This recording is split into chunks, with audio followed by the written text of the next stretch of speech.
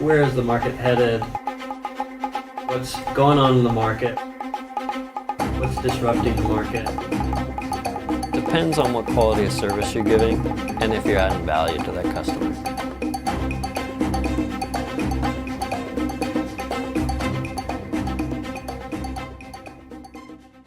What up, buddy? Josh. How you doing? Good to see you, man. Yeah.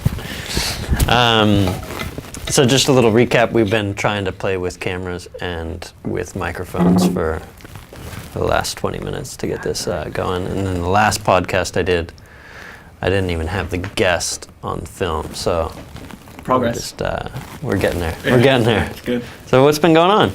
Not much, man. Life is good. We're here. It's nice. It's nice to... I love that we can set this up and kind of go for it. It's one of those things like... I just love how like opportunity is always here. And like now that we have like... I just love the setup. It's like if I look at myself 5 years ago to see this, it's like... I'd be impressed. Even though it's nothing like, you know, huge productions or whatever. Yeah. I just love that the accessibility is there and that we can do it. So it's good to be here. Well, it's pretty interesting, like, because, 50 years ago, you wouldn't be able to, you would have to go through so many barriers to try to get on the radio. You would never get heard. Yeah, I have no idea because I've never looked into that, but I could definitely imagine that. But so now, I mean, just the craziness of it is that I can upload something to this video recorder in space, and then it's going to projectile it to whoever I want to send it to at any time on any format that I want it to. How I can edit it, I can make it sound however I want. It's just ridiculous. Right. And it's like you can choose who you send it to, and you can kind of send it to everybody you want, or you can keep it private. It's like total total control. Whatever you want to do. It's super funny. It's just a super funny space, and I don't know if people know how to maneuver it or to go about going through it. There's all these little hurdles that you have to get to even just this point where we're talking and we're going, oh, we're going to put it on these platforms and we're going to cut it up and. You know, we're gonna do all these things that we want to control with that. Yeah, it's like so meta because like we're talking about it right here, you know. But 100%, man, it's crazy. So what are you doing? So what have you been up to and what are you doing? Nice. So right now, what I'm doing the most, I'm really putting my focus and attention into is definitely video. So it's funny because I've been doing video for like on and off for a long time. But I've noticed now it's just like things just seem to happen where I just gotta go back into video because I don't know, it just happens where. The moment I go into video, it's like all these opportunities come up. Like this right here happened because I reached out to you saying that I was something about videos, and it's like, here we are. And then there's also like a bunch of other people I'm reaching out to, and I also got like ideas and jobs with people just because of video. So my biggest thing right now is video, and it's not even. I don't even think it's because I do genuinely love it, but it's also because there is a need for it. And I mean, like I know you just talked to the last guy on your podcast.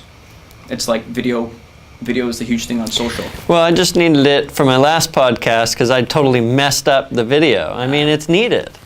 Right. Like, and I think I saw a video. That's the reason I reached out to you because I saw you walking down the street in Surfer's Paradise. I was like, what's Mike doing on the Gold Coast? I haven't seen. Me and Mike worked with each other back at the North Face at a retail outlet here on the Gold Coast a number of years back. Mm-hmm.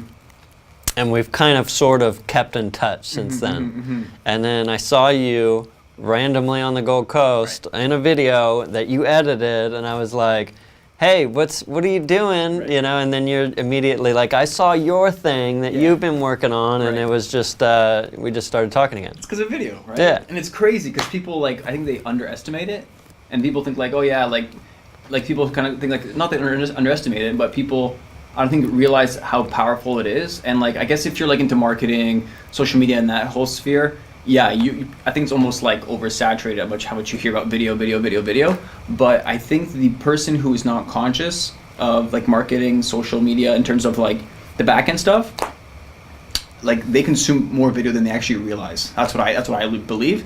Because like what I'll do is I'll see my wife, she'll be going through Instagram or through Facebook, and she's going and she'll stop at a video and she'll laugh and whatever. Or my mom and dad visited about 2-3 weeks ago here on the Gold Coast.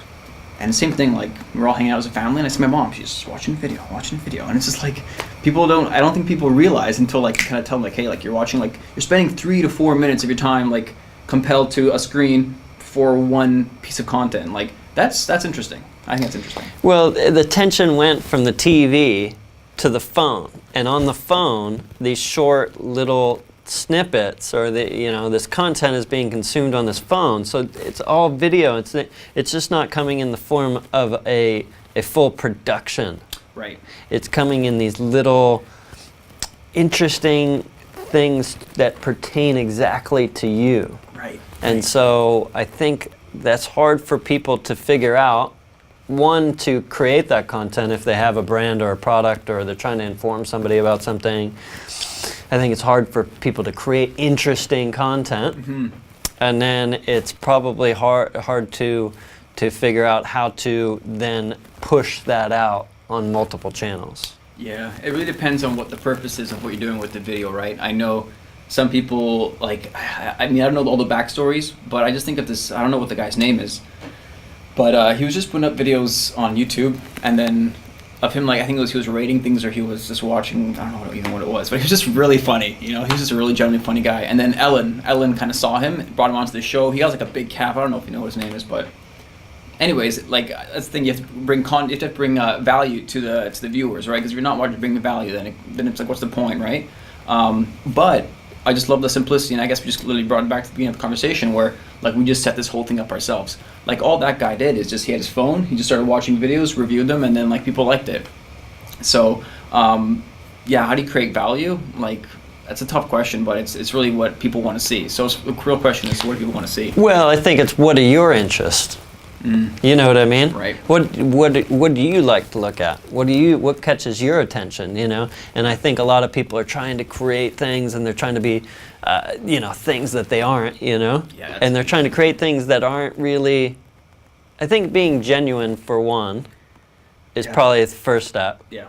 And then creating things that are going to create your own. That are going to create your own interests. Yeah, I think if it's more like personalized, I think the coolest thing is, like, I mean, if just everything is personal and then there's just like going down the business route, it's like, when it comes to personal, I think it's just, like I said, keep it genuine. Don't even try to have an outcome. I think the most important thing is just doing.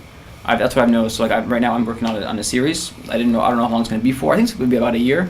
But the main purpose is just to get okay with putting stuff out there that even sucks. Yeah. In my last post, I said, like, you know, I'm going to keep putting stuff out that's cringy, like, that I know is cringy sometimes, and I acknowledge that you guys might think it's cringy, you know? And for me, it's like, it doesn't matter, at least for now, because it's like, I know I want to put out personal stuff that, like, gets me out there, right? So I think the most important thing is for people to just kind of put stuff out there. But if you want to do the whole business, like going down the business route and actually genuinely getting real attention, there's a lot that plays into that. Okay. Like knowing who the target is, knowing exactly what it is.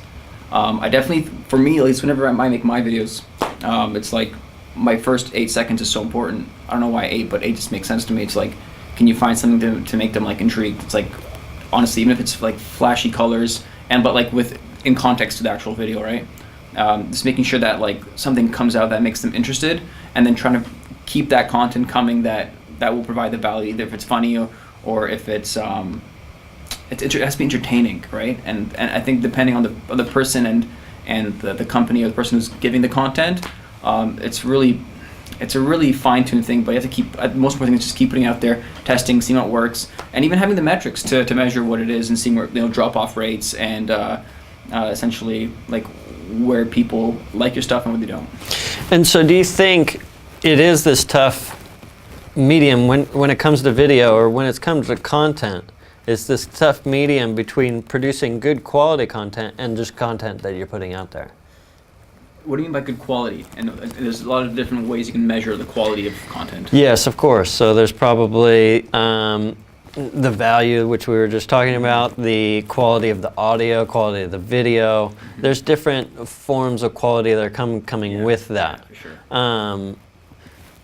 But for the average person trying to go down the business route that doesn't have a full-fledged marketing team behind them to edit that video, produce that video, and things like that, I think it's hard for them to start creating that. Yeah, sure. Coming up with their dialogue and their theme of what they're going to be putting out there.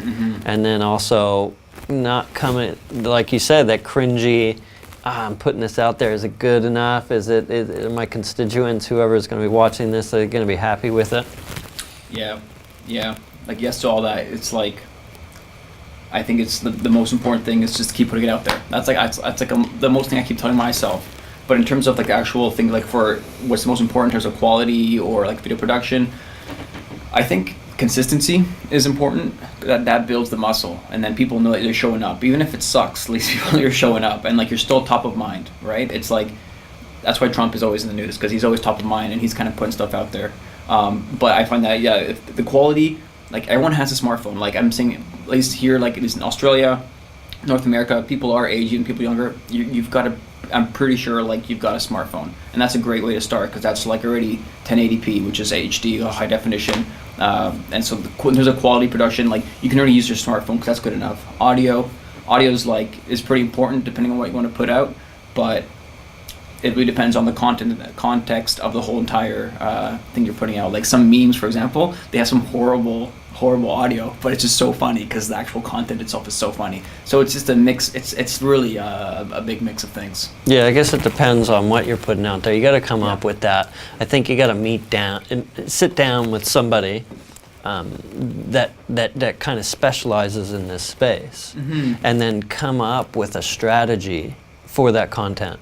Instead of I'm taking a picture here at Burley Headland, you know what I mean? Yeah. And then I got my products, and then, you know what I mean? Like, I think if you come up with a general theme, you know, and you try to stick with that theme for a certain amount of time and see where it goes, and then coming up with their next thing, you know what I mean? Now we're going to start doing, you know, just coming up with something that is tangible instead of just I'm going to take a picture here, I'm at this event, I'm going to take a picture, or I'm going to say something into the camera. I see a lot of people doing things as well. Let's say they're putting up like a tip or something on their social media. They're just writing out something that's, and it just doesn't seem engaging. It's the same message. I'm glad that they're still putting it. It puts them at top of mind, right? But I think you got to mix it up as well, from video to audio to I definitely pictures. I was talking to one of the people I was speaking with, Jamie, and we he asked me like, okay, I need to make certain kind of videos, right? Because I think people see videos as like, okay, I need a video, but it's like, hold on, like what are your, I think let's take a step back, and it's like, what are the business objectives? Because I find that video, it supplements your whole entire marketing strategy and business strategy.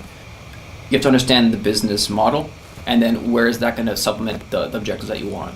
So you can't just have a video and that's kind of that. It's like video to support certain objectives. So that's kind of how I see it, at least. And so, what are you currently working on? What are you doing? Like, you're living back in Surfers, and what are you up to? Like, what other? You're definitely focused on video, and probably adding that value to businesses. Yeah, exactly. So what I'm doing right now is essentially like I'm also doing my like a podcast series as well, but it's more it will be more video based. And I'm going to meet up with different business owners, entrepreneurs, anyone who's kind of trying to get a message out there. I've noticed I always kind of move towards certain niches, but essentially every company has a message, and every company has like a philosophy, and they have something to tell the world. And I find that, so the way I do things is I kind of talk to business owners. I say, hey, like, what are you getting up to? And I kind of learn about their business, what they do, and record all that. And then through that, you really find the genuine context, like the genuine conversations. It really creates the good content, because it's actually like, it's a real conversation instead of like, hello, I am Johnny, whatever, right? So my biggest thing is, doing videos for companies, and then essentially cutting up those videos and using them for their social media. And I think that's the way to do it. Like, that's how I started this whole thing. I was like, I deal in a number of industries, and those industries happen to be in kind of outlier industries. Things like cannabis, things like Amazon, the e-commerce, you know what I mean? Right. And so my idea was just to produce this long form content and talk to people that are innovative in their industry and tell me what they're doing that's disruptive. Right. And so I think it produces that long form content, and then I can chop that up, and I can start to push that out on multiple streams wherever I want to put it. Yeah, and people like it too, because people you know, the diehards will listen to the whole hour and a half podcast. Like for me, example, like Joe Rogan and Elon Musk. Like I'll sit through the whole 2 hours to hear that. I put it on in the background. Yeah, that's what I'm saying, right? And some people will do it with this, right? But not everyone has the time. Not everyone's going to do it. So on social media, the 2 minutes, the 3 minute videos, even like the 45 seconds of value you can provide, if you can do it, then that's enough, and that's top of mind.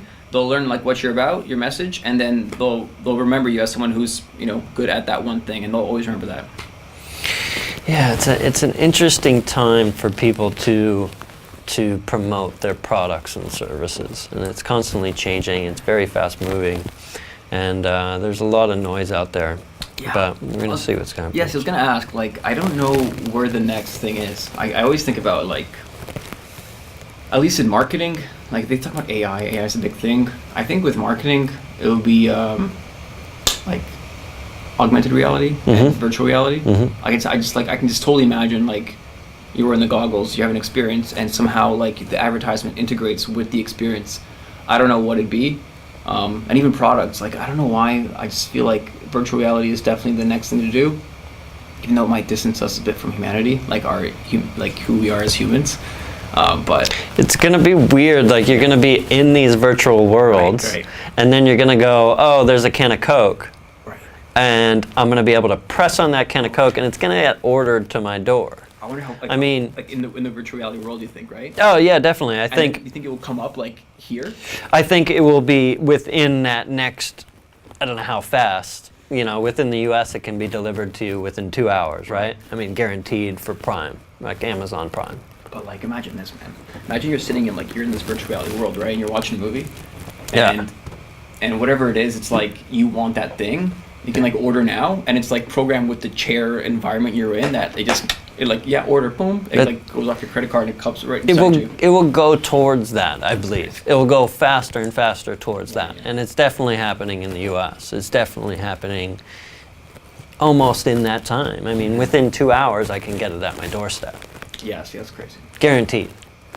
And those like drone deliveries, is that still a thing? Is that still happening? Not even that. If you're on Amazon Prime, within a certain region, Yeah, right. you can get anything on that platform within that time frame. Yeah, it's cool. Yeah. But yeah, my biggest concern always is just like, I guess my wife agreed this into me, because I was like, yeah, let's like get chips and like, you know, like scan each other and whatever, you know, like, you know, like implanting chips and stuff, right? Yeah.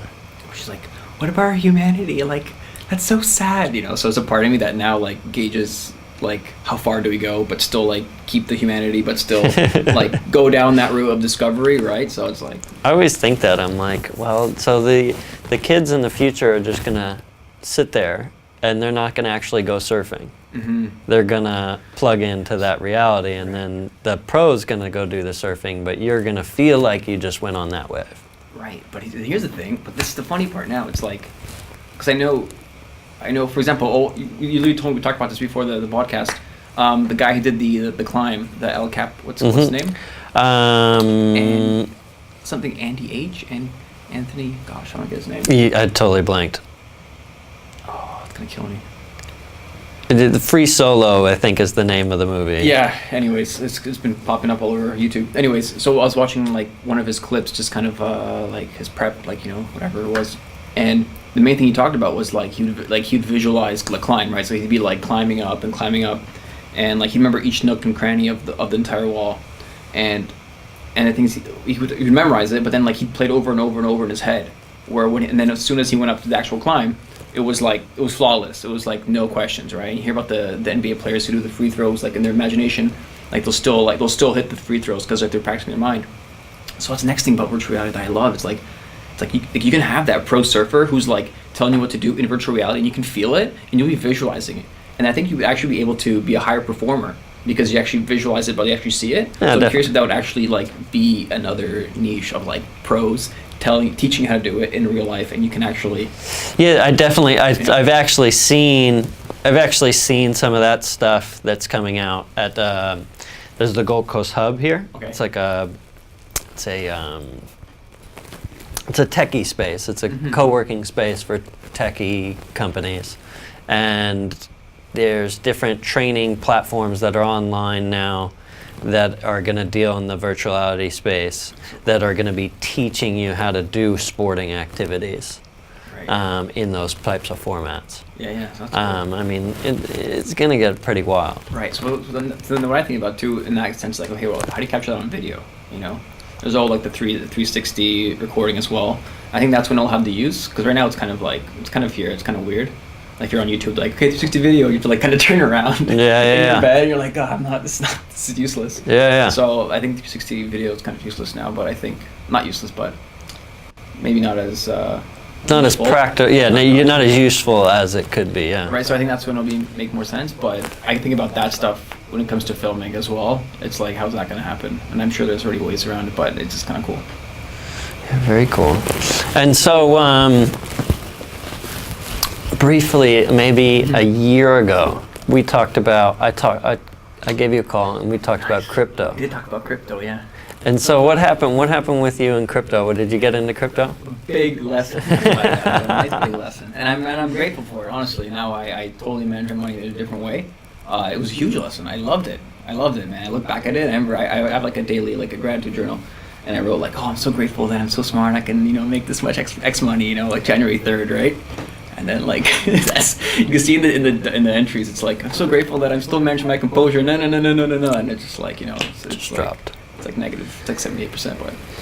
But what do you think about that correction in the market? Do you think that platform or cryptocurrencies and all these different cryptocurrencies are going to make a comeback? You know what? I'm not as educated as I don't like. It's not my arena, but from what I do remember, it's like what I keep reading from different people. Like I remember, I think Bill Gates said it too. It's like, what's the use? What's the value? Like I don't know enough about it. For me, it was completely speculation, and I got it in just to make a buck, a few bucks, or hit the moon, Lambos. But no, it was just a lesson for me. So I don't know enough about it, but I know like all the blockchain technology. I have a friend Mark who's really well vested into that, and he knows a lot about it. But for me, quite honestly, I don't know enough about it. Gotcha. Maybe you could tell me a bit. Maybe you can. No, I just saw something. I saw some articles on Facebook saying that Facebook was going to actually put some of their I've heard stuff about that too, on the platform. I was just wondering if you had looked into it anymore. I did the same thing. I happened to not lose. I just broke even, and I gradually was selling. I was gradually selling and buying it that whole time. So I was kind of watching it very closely because I wasn't super confident in it. I was skeptic. Okay, so did you pull out completely? I didn't pull out completely, but I pulled out enough so that I didn't lose. Oh, nice. Yeah, so I was pulling out during that time. I didn't make any money, but I didn't lose. I remember at one point you were telling me how you pulled out your initial investment, right? And then at that point you're riding it. I'm still in it. Ever since the same day I didn't pull anything out. I'm like, fuck it, it's in there. And that's what my partner and her family, they all went in with each other, and they left it in, and they were up like 20 grand. I was like, what are you doing? You got to take it out. Like 20 grand is like that's 20 grand. 20 grand, yeah. Anyway. Yeah, it's exactly. That's kind of that. But so what other stuff are you doing here on the coast? And are you doing like the web marketing? So what exactly are you going to be up to? So we started. I partnered with a guy, an Iranian guy, and he used to sell shower filters in the U.S. He was like the first guy to put shower filter on the back of a shower head. Yeah, right. And he was doing really well, and he was selling, I think, $400,000 of those things like every 6 months. Nice. And his business partner ended up ditching out on him, and then I found him here, and he's teaching an Amazon. He was doing like an Amazon meetup. Nice. For everyone here, and I'm like, this kid's a genius. He's got all these spreadsheets. He's got it all laid out. I'm like, but he couldn't articulate himself very well. And at that time, I was just telling my cousin over in the States to get into Amazon. And he sources product from China. He's been designing shoes over in China for the last 15 years. Nice. Anyway, My cousin ended up going with another company that was launching on the Amazon platform, and then I ended up sitting down with that company. But what ended up happening, we started a company called Under Jungle, and we do performance-based brand management on Amazon. Oh, cool. Which Okay, nice. which incorporates web development, SEO work, different things for these organizations. On Amazon or? No, on the web, Okay. on the web. So websites, but it usually would filter down through to Yeah, right. Amazon. You check out on Amazon, it's sent out and fulfilled by Amazon. Yeah, right. So we do that. We've been running that for a while now, for the last 2 years. Oh, sweet. But local business, we have a local business called Web4D. And what Web4D, it's just websites, SEO, Nice. social media, video, those kinds of things. Yeah, that's the way to go. I think now it's like everything's going online, and you hear about all those courses online too. Start your own marketing agency. That kind of gets me a little bit like, I don't know, because there's like so many people doing it. Yeah. Isn't it all oversaturated? Like, I don't know. What are your thoughts on that? It is a little bit oversaturated, but the only reason I feel it's oversaturated is because of the noise. If you did a good job, right? If you came on and you knew what you were doing, like let's say we did, if we added value to the customer, it's still a word of mouth market. So people are still going to refer you to the next person. Right. So it depends on what quality of service you're giving and if you're adding value to that customer. And I think at the end of the day, that's all that really matters. And that's where we, with our other brand, with Under Jungle and FBA Map, FBA Map's another kind of the same thing. Cool. It's teaching and training on the on Amazon platform. If you do things like performance-based brand management, where you're adding value to the brand, then you're going to get that word of mouth down the line. So if you're doing a good job on video, just like everybody else, but you're doing a better job, and the client says, dude, that was an amazing experience I had with Mike, then he's going to tell the next person. Yeah. And that's what matters. Yeah, right. And even on the forums, you see it even on forums, on meetup forums and things like that. Can anybody recommend a videographer? Can anybody recommend a website? Because they don't trust the marketing that's out there necessarily. That's true. Yeah. So I think if you add value, then you're going to get that recommendation, whether it's online, somebody sharing it and saying, hey, this guy was great, or reviewing it, or them telling somebody that in person. Yeah. People are going to still trust that face-to-face interaction.